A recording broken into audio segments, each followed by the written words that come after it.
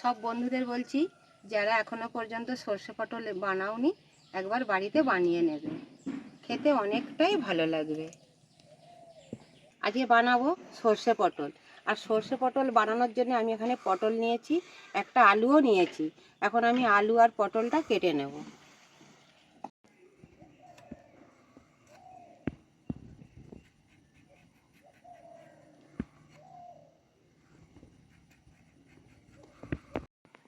এখানে আমি 5টা পটল নিয়েছি। 5টা পটলকে ভালো করে ছাড়ি, এখন আমি গোটাই কেটে নেব। আর পটলগুলো আমি একটু নরম সাইজের নিয়েছি সর্ষে পটল বানানোর জন্য। দুদিক দিয়ে একটু এইভাবে চেরাভাবে কেটে দেব।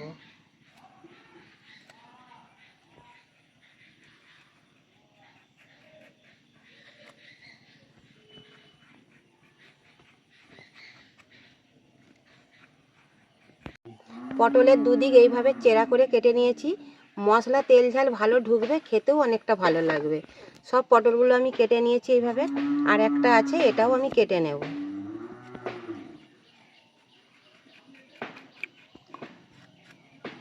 সর্ষে পটল করার জন্য আমি পুরোপুরি খোলাটা ছাড়াই না, একটু করে খোলা রেখে দিয়েছি।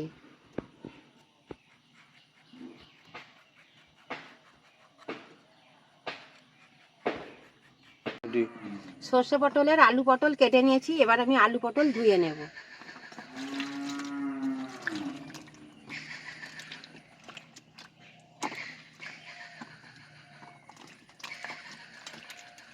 উনান জেলে কড়া বসিয়ে দিয়েছি। পটলে এখন আমি লবণ হলুদ মাখিয়ে নেব।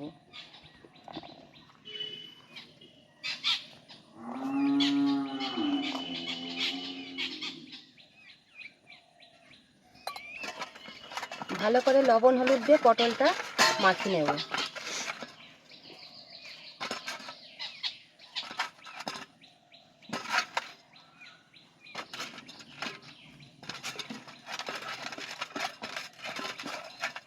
কড়া গরম হয়ে গেছে, কড়াই দিয়ে দেবো সরষের তেল।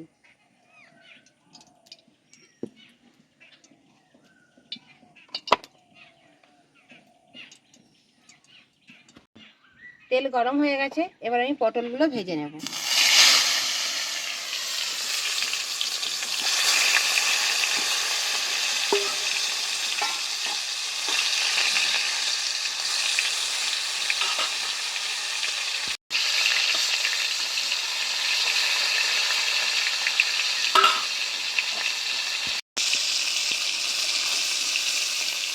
সর্ষে পটলের জন্য পটল আমার হাফ ভাজা হয়ে গেছে।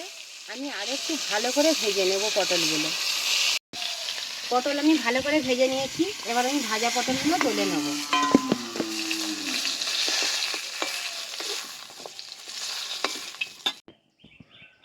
কেটে রাখা আলুগুলো এখন আমি ভেজে নেব।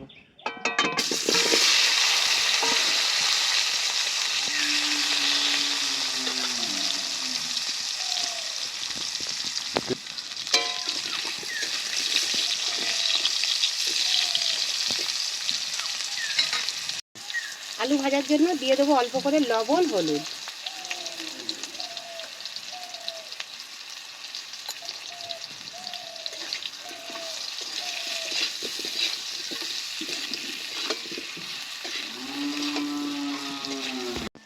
আমি ঢাকা দিয়ে একটু আলুগুলো ভালো করে ভেজে নেব।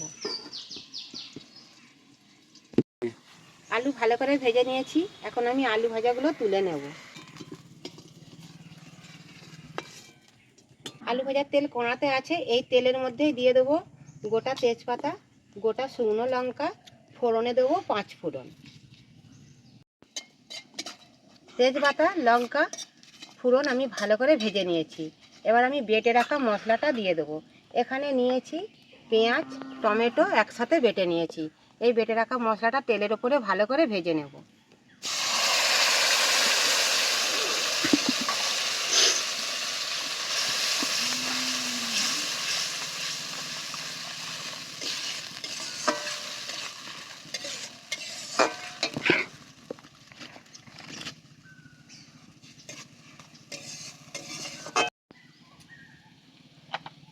ওপর দিয়ে দেবো স্বাদ মতো চিনি। আর সর্ষে পটলটা আমার কে কোথায় থেকে দেখছো বন্ধুরা কমেন্টে জানাবে। আর চ্যানেলটিকে যারা এখনও নতুন হয়ে আছো চ্যানেলটিকে সাবস্ক্রাইব করে দেবে।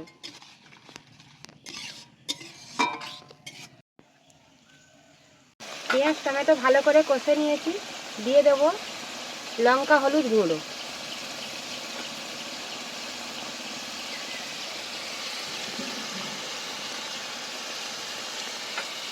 দিয়ে আবার আমি ভালো করে কষতে থাকবো।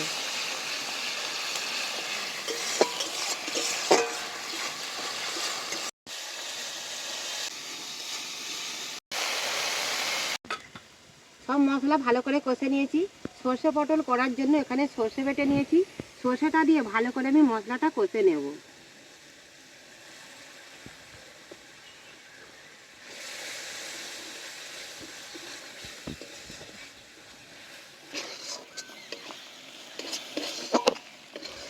ওপর দিয়ে দেবো একটু কসুরি মেথি।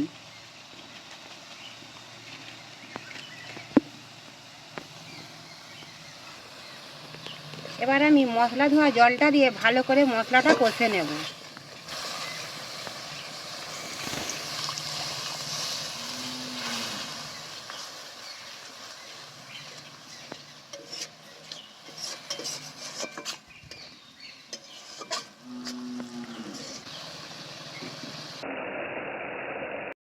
মশলা ভালো করে কষে নিয়েছি, মশলার থেকে তেলও ছেড়ে দিয়েছে। এবার আমি সর্ষে পটলের জন্য ভেজে রাখা আলু পটলটাও দিয়ে দেবো, দিয়ে আবারও আমি একটু ভালো করে কষে নেব।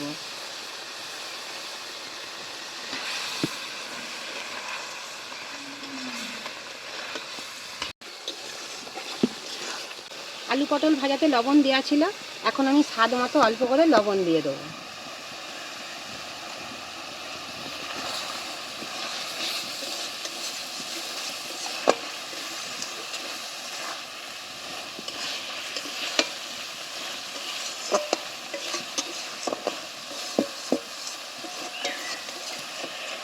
এইরকম সর্ষে পটল বন্ধুরা তোমরাও একবার বানাবে, খেতে অনেকটাই স্বাদ টেস্টি লাগে। কেউ যদি না আলু পছন্দ করো, শুধু গোটা পটলেরও সর্ষে পটল বানানো যায়। পটলটা বানিয়ে নেবে এইভাবে সর্ষে দিয়ে।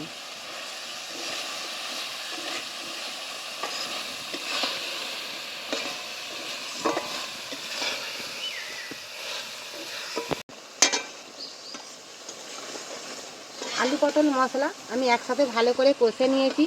এবার আমি সেদ্ধর জন্য অল্প করে একটু জল দিয়ে কষে নেব। একটু গ্রেভি রাখার জন্য আমি এইভাবে এতটা জল দিলাম।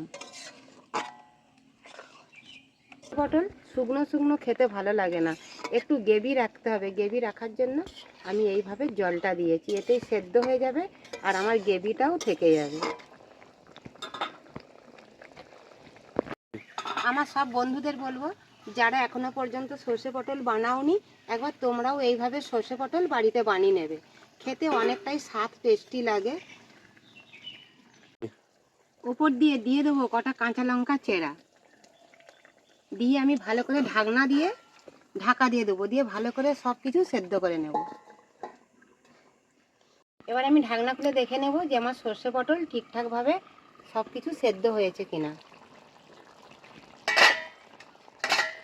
সর্ষে পটল আমার হয়ে গেছে, আর আমি গ্রেভিটাও এইভাবে রাখবো। আলু খুব সুন্দর সেদ্ধ হয়ে গেছে, আমি আর গ্রেভি শুকনো করব না। এবার আমি ঢেলে নেব। আর এই সর্ষে পটল দেখতে কতটা ভালো দেখেছে বন্ধুরা কমেন্টে জানাবে। তোমরাও একবার এইভাবে বাড়িতে বানাবে, খেতে অনেকটাই ভালো লাগে। সর্ষে পটল আমার হয়ে গেছে, এবার আমি প্লেটে করে তুলে নেব। আর গ্রেভিটা বন্ধুরা দেখো এইভাবে আমি রেখেছি, কতটা দেখতে ভালো দেখিয়েছে।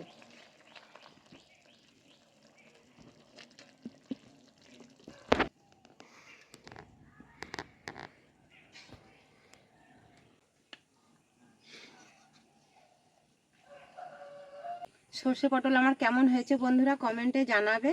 আর চ্যানেলে নতুন যারা হয়ে আছো চ্যানেলটিকে সাবস্ক্রাইব করে দেবে। আর এই রকম নতুন নতুন ভিডিও দেখার জন্য বন্ধুরা অবশ্যই চ্যানেলটিকে সাবস্ক্রাইব করে রাখবে।